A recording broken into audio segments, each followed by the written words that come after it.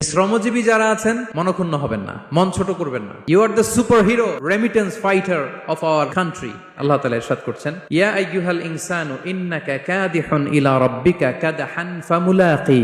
অর্থাৎ হে মানুষ, তুমি তোমার রবের কাছে পৌঁছা পর্যন্ত কঠোর পরিশ্রম করতে হবে, অতঃপর তুমি তার সাক্ষাৎ লাভ করবে। এই পৃথিবীতে কেউ কাউকে জায়গা করে দেয় না, এখানে জায়গা করে নিতে হয়। আপনি যদি পরিশ্রম করেন, পরিশ্রমে যে ঘাম ঝরে শরীর থেকে, পরিশ্রমের ঘামে জন্ম নেয় সফলতার বীজ।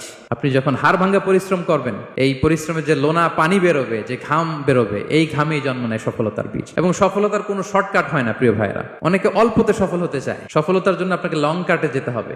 ওখানে কোনো লিফট থাকে না, সিঁড়ি বেয়ে উঠতে হয়। কাজে লজ্জা নেই, লজ্জা হচ্ছে অলসতায়, লজ্জা হচ্ছে হাত পাতায়, লজ্জা হচ্ছে অকর্মণ্যতায়, লজ্জা হচ্ছে অলসতায়। যারা কাজ না করে ফুটানি মারে, ওইটাতে লজ্জা।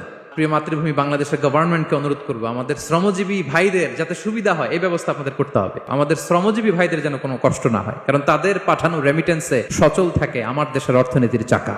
লেবার রাইটস ইন ইসলাম, ইসলামী শ্রমিকের অধিকার। বিদায় হজের ভাষণে বিশ্বনবী বলেছেন, আরিকাকুম আতইমুহুম মিম্মা তাকুলুন ওয়াকসুহুম মিম্মা তালবাসুন। খবরদার ও আমার উম্মতেরা, তোমাদের কর্মজীবী, তোমাদের শ্রমিক, তোমাদের ওয়ার্কার, তোমাদের স্টাফদের ব্যাপারে সাবধান থাকো। তোমরা যা খাবে তাদেরও তা খাওয়াবে, তোমরা যা পড়বে তাদেরও তা পড়তে দিবে, তাদের প্রতি তোমরা সদয় হবে। এখন জাতিসংঘ আমাদেরকে শিখায় যে শ্রমিকের মজুরি দিতে হবে, অন টাইমে দিতে হবে, স্যালারি দিতে হবে, এই করতে হবে, সেই করতে হবে। মানবাধিকারের কর্মীরা আমাদেরকে শিখায়, তারা শিখানোর ১৫০০ বছর আগে বিষ্ণু ইসলামের ঐতিহাসিক বাণী তিনি বলেছেন, আতুল আজীরা আজরাহু ক্বাবলা আন ইয়াজিফা আরাকু। শ্রমিকের ঘাম শুকাবার আগে তার মজুরি পেমেন্ট করে দাও।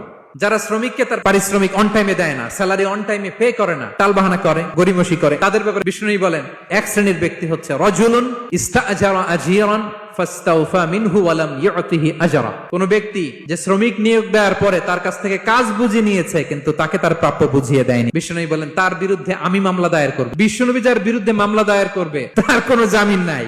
বিশ্বনবী যার বিরুদ্ধে মামলা দায়ের করেছে তার জান্নাতে যাওয়া তো দূর কি বাত, সে জান্নাতের ঘ্রাণও তার নাকে ঢুকবে না। এজন্য খবরদার, শ্রমিককে তার শ্রম নেয়ার পরে তার পারিশ্রমিক দিয়ে দেন, তার ঘাম শুকিয়ে যাওয়ার আগে, মানে অন টাইম। তা নাহলে বিশ্বনবী তার বিরুদ্ধে মামলা দায়ের করবে।